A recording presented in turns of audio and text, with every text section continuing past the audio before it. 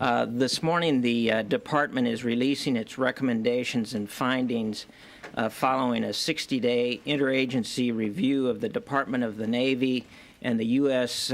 Maritime Administration programs to scrap vessels. The chairman of the panel, Patricia A. is with us this morning, and she has a statement which will kind of give you an overview of the report. And following that, she and other members of the panel who are with us today will be available to answer your questions. Ms. Rivers. Thank you, Captain. As many of you know, a number of concerns about environmental and safety issues regarding ship scrapping by the Department of Navy and U.S. Maritime Administration were raised to senior management in 1977 through a variety of sources. Following those concerns being raised, the interagency panel that the captain referred to was created, and we're here today to share information with you about the report that we've generated, which is a report of our interagency panel on ship scrapping. I'd like to quickly summarize and say that the panel found that the Department of Navy and U.S. Maritime Administration had made a number of changes in their programs following discovery of environmental and safety problems. And so the panel endorsed the recent efforts by the Department of Navy and U.S. Maritime Administration to improve the domestic ship scrapping process. But we also found that some additional actions could be taken to improve the process both domestically and internationally. We'll be happy to talk with you about those today. I'd like to introduce the panel members that are here with me today. Rear Admiral George R. Yount, who's the Director of Supportability, Maintenance, and Modernization Division for the Chief of Naval Operations. Ms. Joan M. Bondareff, Chief Counsel and Acting Deputy of the Chief Counsel and Acting Deputy Maritime Administrator, Maritime Administration, U.S. Department of Transportation. Michael M. Stahl, Deputy Assistant Administrator for the Office of Enforcement and Compliance Assurance, U.S. Environmental Protection Agency. Larry Liberatore, Director of Maritime Standards, Occupational Safety and Health Administration, U.S. Department of Labor. And Rear Admiral Stephen Morgan, Executive Director for Logistics Management, Defense Logistics Support Command of the Defense Logistics Agency. Additional members of the panel who are not able to be with us today represented the U.S. Department of State, U.S. Department of Justice, and the U.S. Coast Guard, also Department of Transportation. One final point I'd like to make is that the panel worked very hard to solicit public input given the short time during which we worked on this particular subject. And so we solicited views both from the establishment of a web page where we published information about the panel, our charter, and the issues that we were dealing with, and solicited comments from any parties that were willing to provide information through that particular fora. Any faxes or letters that the panel received regarding ship scrapping, both domestic and internationally, were also posted on that website so that other parties could see the information and input that we were receiving. And finally, we held a public meeting on March 5th here in Washington, D.C., received input from a number of different representatives, congressional members, industry representatives, non-governmental organizations, and private citizens. With that, we'll go ahead and begin questions. Can you help us by giving us your assessment as you have now surveyed the whole waterfront and come up with your recommendations? Some of the numbers here are staggering. Give us your assessment of how bad off the U.S. government is at this point, with so many ships wanting to be scrapped and the pace at which they are being scrapped so slow, and all of the amount of money that you have described in here that you're going to have to spend if you can't get them scrapped.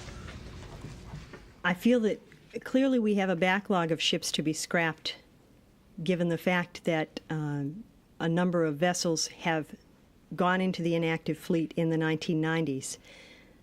The efforts of the panel focused on how best to improve the process so that opportunities for parties domestically and internationally that would like to scrap vessels can do so in a manner that's environmentally sound and safe.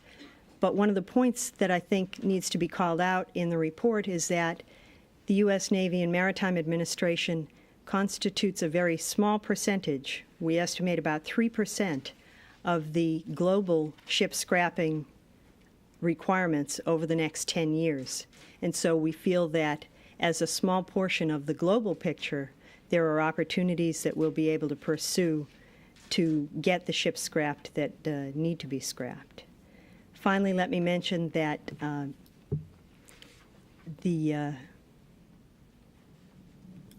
sorry, lost that thought. What is going to spur domestic demand given high labor costs? Spur domestic demand for ship scrapping? I mean, have you considered almost a giveaway to industry, just sort of saying, take the ships and do what you're going to do with them? Both the Department of Navy and U.S. Maritime Administration currently have authorities to be able to scrap these vessels in a manner that provides best value to the government. High bid is not the single requirement that we have to pursue. And so there have been a number of steps taken that are outlined in the report by DLA and Maritime Administration to work with industry, to solicit input from ship scrappers and other parties that might be interested in these vessels, and work with them to facilitate the process by which we contract for scrapping of these vessels. I think that continuing to pursue those efforts by holding workshops. There was a recommendation, for example, to pursue a pilot program to ensure that all of the cost elements that are part of this effort are well understood both by industry and the government, are two examples of areas where we're working with industry to ensure that this program will be successful. Do you believe the pace of scrapping is going to increase? I think that that certainly is what we're hoping for. I think that by implementing a number of these recommendations and sharing information better among agencies and working closely with industry, we have an opportunity to increase the pace of scrapping. Does the panel think that scrapping can be done in the United States both properly, following all the rules, and profitably, or do you think it will require some kind of government subsidy in one form or another? Right now, the panel is recommending that we continue to pursue sales contracts and give the changes that have been implemented by the Department of Navy through Defense Logistics Agency's contracts and the U.S. Maritime Administration a chance to work. We believe that the contracting changes that have been implemented and additional recommendations made by the panel can be put into practice and then see what the results are and see whether or not these are still profit-making opportunities. But there was nothing that the panel reviewed that indicated that it could not be a profit-making enterprise. I don't think it'll bring in a huge amount of money, but neither the Department of Navy nor U.S. Maritime Administration are expecting enormous sale prices for all of these vessels. So at this point, you're not recommending any kind of subsidized program. You don't think that's necessary? Not at this point in time. You think it can be done then? Yes. Yeah. I also will mention that there were a number of ship scrappers that spoke at the public meeting that was held on May 5th that indicated that they felt it could also be a profit-making enterprise. And as the report notes, several others that felt that that would not be viable. So there is a mixed response in industry. There's a mixed response in industry, but the panel believes it can be done. We feel that the option should still be pursued since it has not been proven in any of the practices to date that it won't be able to be profitable. Why is there such a large backlog, 180 ships that need to be scrapped? Why has it taken so long to fit them into industry and government standards. Do it. I'm going to ask Admiral Yount to step up. Sooner or later, we knew we'd get the Admiral. That's fine. I can address the Navy ships. As you know, we've gone through the numbers of ships that we end up being in our inactive fleets are really a function of what our operations are at any one point in time. If you go back and take a look at the post-World War II, as we downsized the Navy, we added ships at that point, and then over time have been scrapping. In the report, we'll talk about 500 or so of those ships that have either been scrapped and many others sold over the years. When we moved into the build-up periods of times, that element of work just about stopped in the country throughout the 80s as we were continuing to grow in size. We entered the 90s, a lot of changes occurred, and just as we were going through the BRAC processes with much of our infrastructure, we in the Navy were downsizing also a large number of ships and submarines at that time. And so the influx for us really gained momentum again in the early 90s. As we've taken the fleet size down from just under 600 ships down to about 340 ships today. The pace at which we are reducing has decreased and is starting to fairly well level off to where that those numbers aren't nearly as large as they were, the entry points. And so the growth has really been, in some respects, a result of our success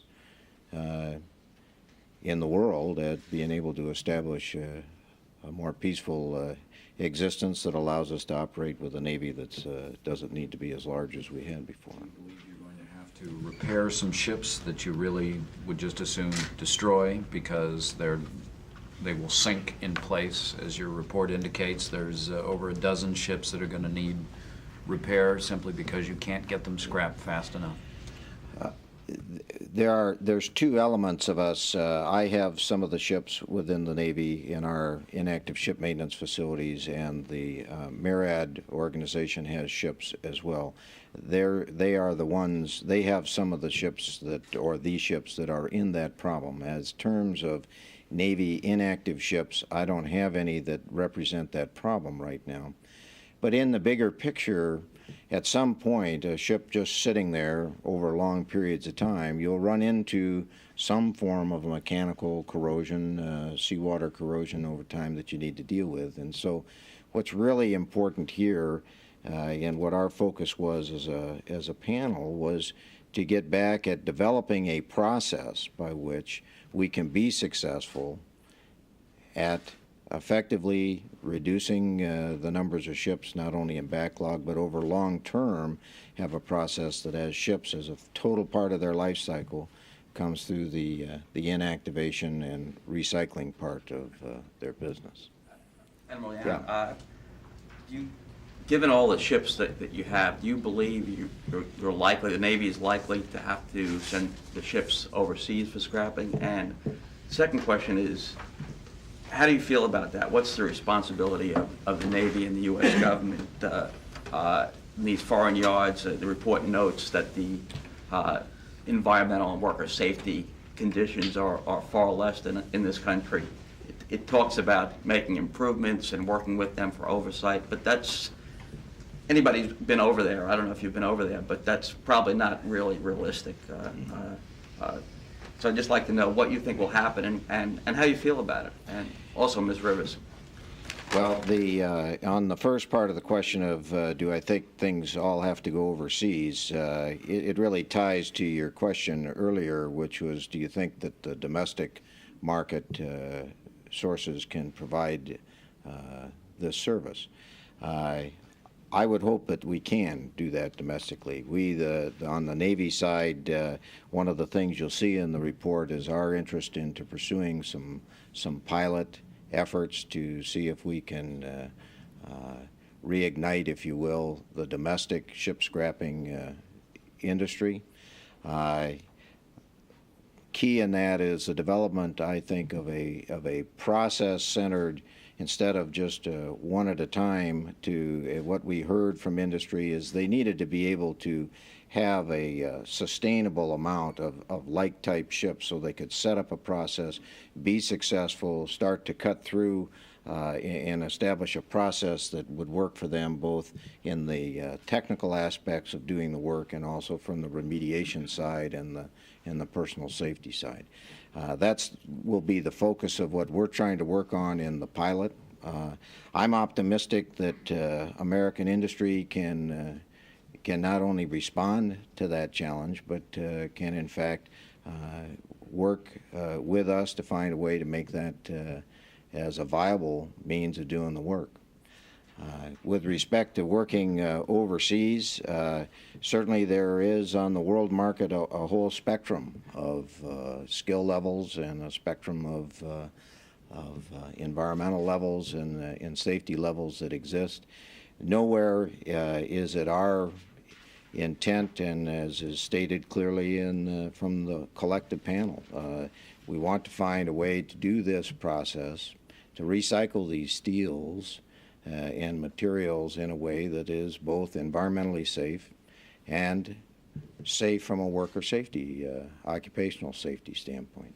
We've grappled, there are segments in there that deal with the international side. We've grappled with that with members of the panel from State Department and from EPA and from OSHA. We don't have all the answers to that, but our interest is to find the ways, if we go forward in that market, to find a way to influence the best we can to make sure that the process is safe and environmentally sound. Is the plan to try it domestically first, and if that doesn't work, to send them overseas, or to well, our recommendation as a panel is that either process, either both domestic and international opportunities still be available with some caveats and in an interaction between different agencies. I think probably the highlight or a significant achievement of going through this process, having Dr. Gansler put us together to work on this, has been to find, in fact, the interaction and the bonding, if you will, of various agencies that all really need to collectively work on this to make it be successful. And on the international, I guess I wonder what you really think. I mean, these are Navy ships on which American men served, fought, and died, and do you think they should be broken up? Does the U.S. government have some kind of moral responsibility, or is it exporting problems? I mean, you can talk about encouraging foreign nations to improve their processes and working with them, but if you've been to any of those yards, I'm sure you know how difficult, if not impossible, that is. Well, again, you raise a couple questions. First off, there are some of you may be aware, there's a whole series of processes we go through as we take a ship and it completes its service and is placed out of commission. We make offerings to other agencies within the government if they have a use for such a ship. At the same time, since there is on occasion a great deal of interest from former crew members, states, cities, what have you, in donation ships, we have a program, and in fact today run 43 ships that are donation ships around the country. Those represent a problem sometimes for the communities. I mean, they have to be financially viable to be able to support such a thing. So I don't think it's realistic that every ship that has ever been built in the Navy would always end up as some form of a donation or visit ship. And we need to find a way to work our way through that and then be able to, I think, put the materials the best to use, which is through the recycling of those steels, much the same as we've done with the submarines. Do you have any estimate at this stage of how many ships you think will be able to be dismantled in the United States versus how many would likely have to go to overseas operations to be dismantled? And secondly, you said that if you're going to operate with these organizations overseas, that there would be certain caveats. What sort of caveats are we talking about? Well, on the first question, I don't have a fixed number for that right now. We have gone Well, the reason why is as we're evolving, I think, into the process. We established between the DLA and the Navy established a two-step process of evaluating bidders. Early on in this process, when much like the articles had pointed out, we had gone and sold the ship for its residual value to the highest bidder. A couple things have come together. That wasn't working for us. We stopped doing that in '96, and in our defense appropriation bill this year in '98, we've been given the opportunity to go on what's called best value, where we don't have to pick the highest bidder. We have a bid that's out on the market now that will close in June that bids in a two-step process. One, it gives every bidder has to submit a technical proposal of how they're going to deal with environmental safety as well as the plan for going and cutting the ship up. The best of those, as they are evaluated by engineers and contract specialists, would then be allowed to go to step 2, which is to submit an invitation for bid on the process. We've gone with 2 sets of, or 4 sets of 6 ships, with an eye to give somebody, again, on the industry side, a sort of a steady state level of work so that they can develop a workforce and procedures to do that.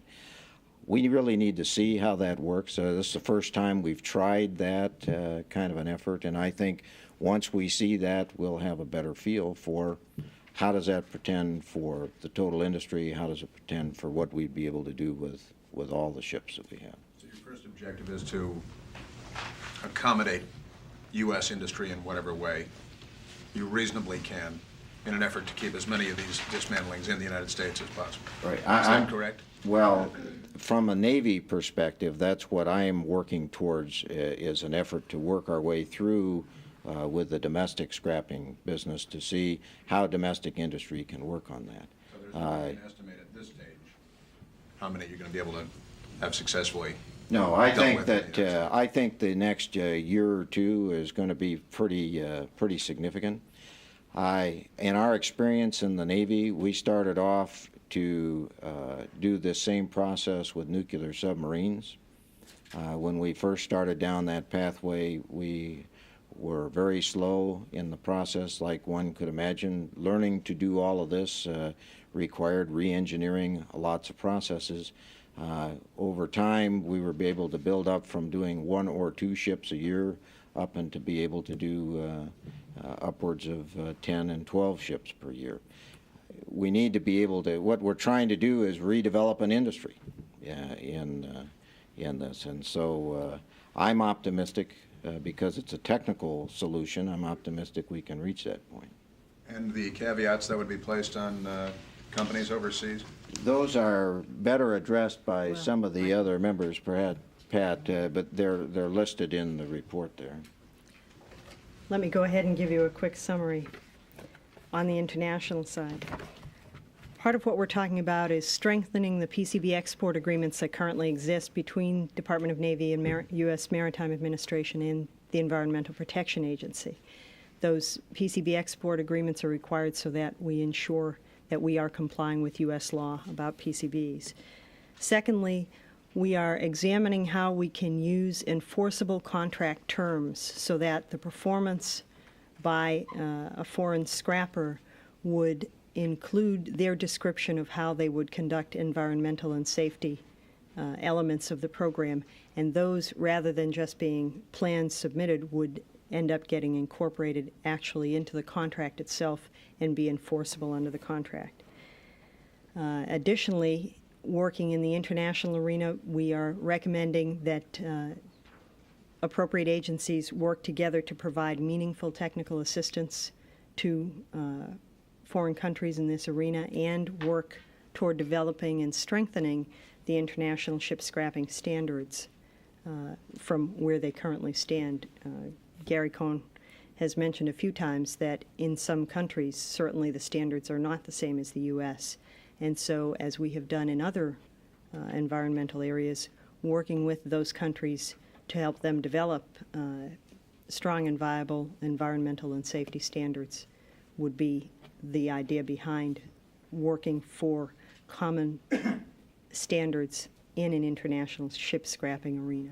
Can you really hope to be able to enforce U.S. environmental and labor standards in Bangladesh or India, and what would the sanctions be? What would the penalties be if they fail to meet these standards? What we're working on is not to enforce our laws in another country, but to set up a contractual business arrangement with a ship scrapper where we are confident that that scrapper will accomplish the work in the manner that they describe, and the contract terms would be enforceable so that it would be worked as a business arrangement between the United States government and a ship scrapper, rather than implying that there should be a role, for example, for the U.S. EPA in another country. As we know, that's not the way our environmental worker safety standards are implemented.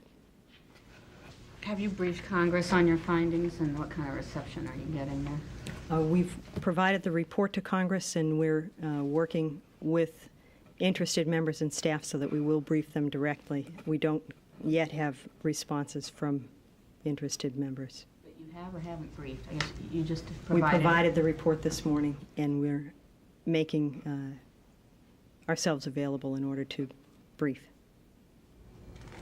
Did the panel consider using shipyards rather than scrappers, shipyards that have more experience with the technical problems of breaking ships than scrappers who may not have that kind of technical background? During the public meeting on March 5th and at other times with Defense Logistics Agency and U.S. Maritime Administration, we've worked, the government has worked to reach out to any parties, any business parties that would be interested in doing this work. But it is a market-driven process, and so some shipyards have at times indicated that they might be interested, but predominantly it's ship scrappers that are interested in doing the work.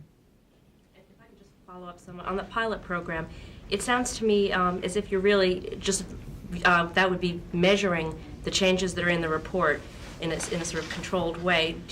Would you also consider a pilot program that viewed the ships not as assets but would subsidize the breaking of the ships?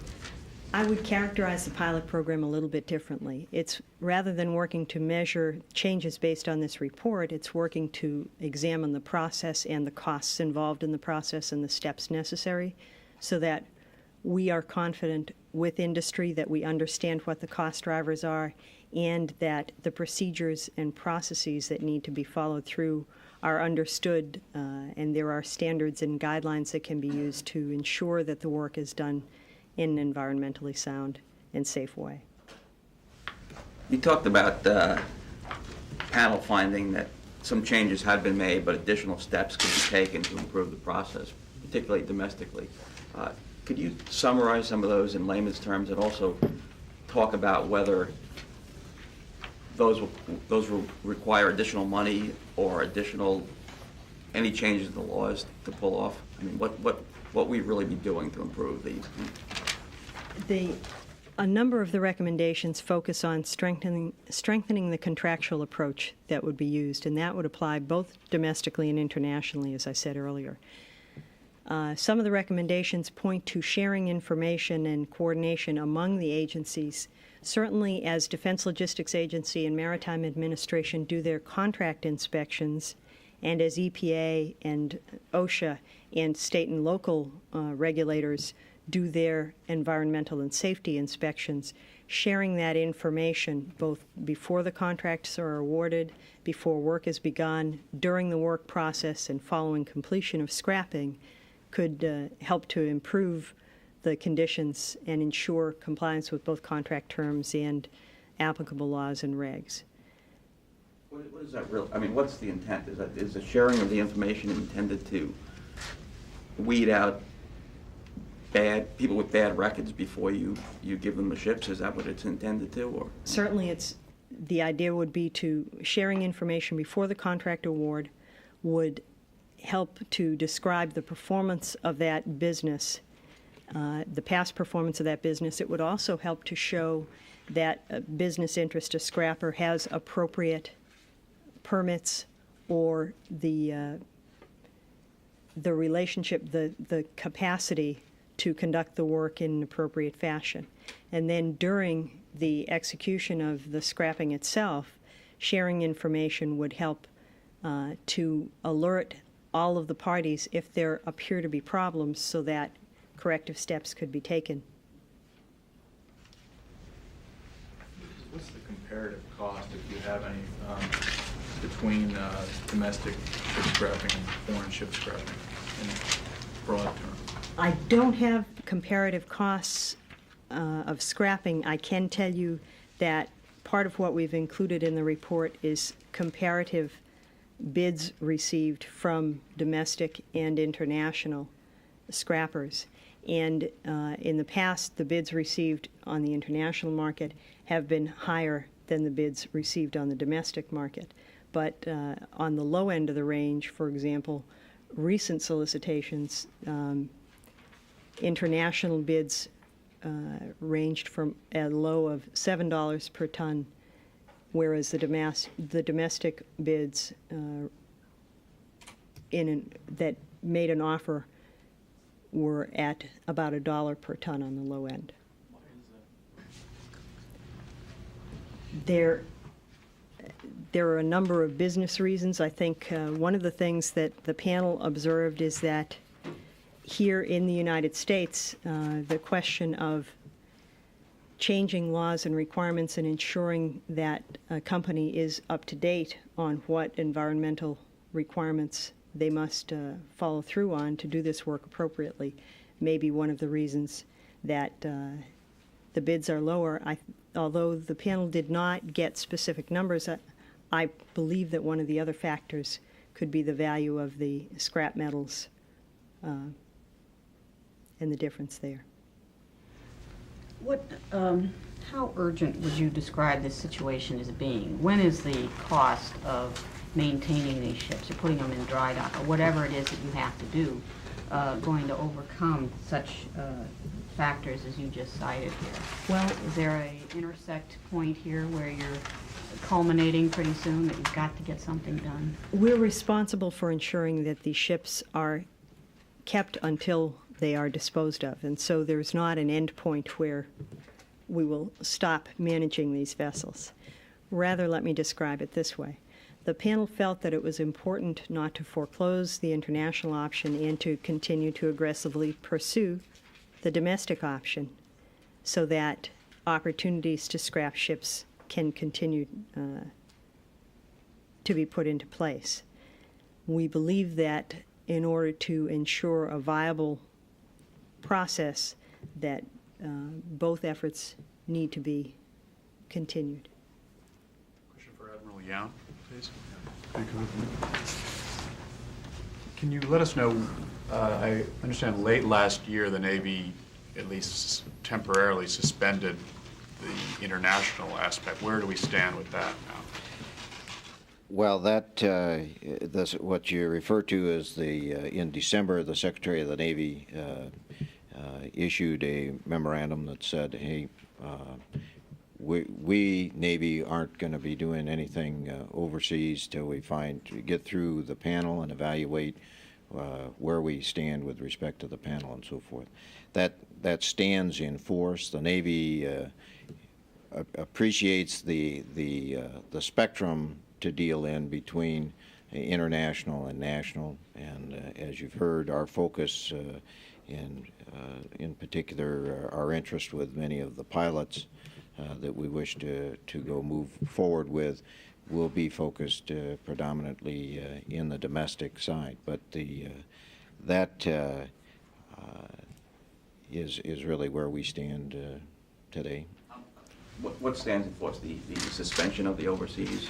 Well, it does. I mean, the Secretary has not changed his memo. I mean, the memo still stands in effect today, but that's also, he reserves the time for he and the remainder of the Navy staff to take a look at where we are before we go move forward with any further statements of where we go. But for now, you're not planning to pursue overseas sales. Yeah, now, Navy has never really sold anything overseas to begin with. I mean, so that's, it was just a clear statement by his on his part to ensure that we have been working through some agreements. We didn't. You'd gone to EPA and gotten the permit. Right, we and MARAD had an agreement. We had things staged to be able to do that, but we, as a Navy, had never exercised that agreement. And his guidance was, I want you to help me understand the process more, help me understand where we are as a Navy, and so that was a clear statement by his direction of we'll stand pat with the domestic side for now. Clear on this. So right now, the suspension of the overseas stays in effect. There's no current plan to send ships overseas for the Navy. Both the Department of Navy and the U.S. Maritime Administration have suspended all of their efforts to export ships for scrapping and have made the commitment that they won't pursue exercising the PCB export agreements until they've conferred with EPA and considered the recommendations of the panel's report. And so both the Navy and MARAD have made that commitment. Right, but I mean, what I'm trying to get is, what does the Navy intend to do? I mean, I know what the language in the report says, but do you intend to very quickly try and confer with EPA and sell the ships overseas, or do you intend not to try and scrap them domestically? As I mentioned previously, our intent is to do one thing immediately, which is to continue with the two-step process that we're using on domestic. And there are 24 ships and 4 6-ship lots, and then there's one other ship, the USS Oriskany, that's for a total of 25 ships. That will proceed from now until June, and when that is ordered, or that contract is established. That is the main plane that we're working on. In the meantime, we want to start and establish where we would go with our pilots to be able to continue the efforts to how do we energize, how do we support the process to build to see can we really make this be a going concern within the domestic side of the country. So that's where we're working as a Navy. Ms. Bondaroff, can I ask MARAD's intention? You've always pushed the overseas option. I know the law is a little different from MARAD. What is MARAD's intention? We do have a different situation. Historically, the vessels that MARAD has scrapped have been scrapped overseas because in the past that's where the market has been. And as you mentioned, Mr. Cohn, we have explicit authority to scrap our ships overseas. We, like the Navy, on the other hand, also suspended our agreements with EPA to allow overseas scrapping of these ships, which, as you know, contain PCBs, and that's the reason for the agreement. We have suspended that agreement. We also are in the process of reviewing all of the recommendations of the report and conferring with EPA and other agencies to examine whether overseas scrapping remains a viable and feasible option. And that, of course, requires us to evaluate what the domestic capacity is. Just in answer to a previous question, we have 13 ships which are in very bad shape now. We have a request for bids on the street. We are evaluating proposals. But because of the condition of those ships, we pretty much intend to scrap those ships domestically. But then we do have a backlog of about 130 ships that have to be disposed of in the next few years. We've got time for one more question if there is one. A point of clarification on the, you said overseas companies are offering, if I got this correctly, overseas companies have been offering $7 a ton roughly, whereas American companies have been offering about $1 a ton. Is that correct? That was the low end of the scale, yes. Okay. And you said that one of the reasons for that may be the cost of steel. The other reasons for that? I mean, presumably we're talking about labor costs and regulations and other things outside of the cost of steel when we're talking about the differential here, correct? As I mentioned earlier, one of the factors that may be influencing that is changing environmental requirements and regulations that continue to make scrapping ships domestically a changing set of requirements. And that's why we felt sharing information with industry and working with them so that we understand what steps are necessary in order to ensure that the scrapping process is done in an environmentally compliant and in a safe way is very important. Do you have a handle on what the differential in labor cost is? No, the panel didn't examine that specific element because it would be different based on different international companies. Certainly from one country to another. That would be a different factor. You mentioned the low end of the scale. What do you mean by a high end of the scale? I'm trying to remember the specific site in the report where we did list the range of bids that was received. Page 7? Thank you. After you've read it and written it a few different times. There we go. In the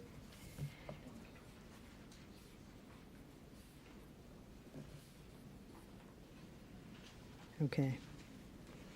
The domestic bids received by Marriott recently ranged from $1 to $20 per ton. The foreign bids range from approximately $7 to $41 per ton. So when I was talking about the low end of the range, I was comparing the $1 per ton domestically to the $7 per ton internationally.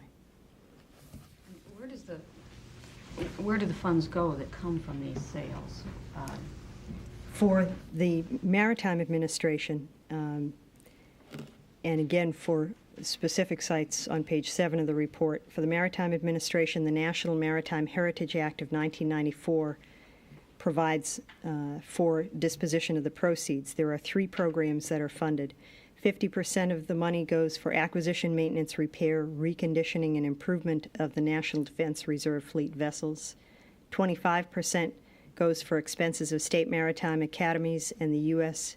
Merchant Marine Academy, and 25% would go to the Department of Interior's National Maritime Heritage Grants Program. For Defense Logistics Agency, 100% of the funds, the proceeds received, go into the Defense Working Capital Fund. That fund is used to defray operating costs associated with the sales program.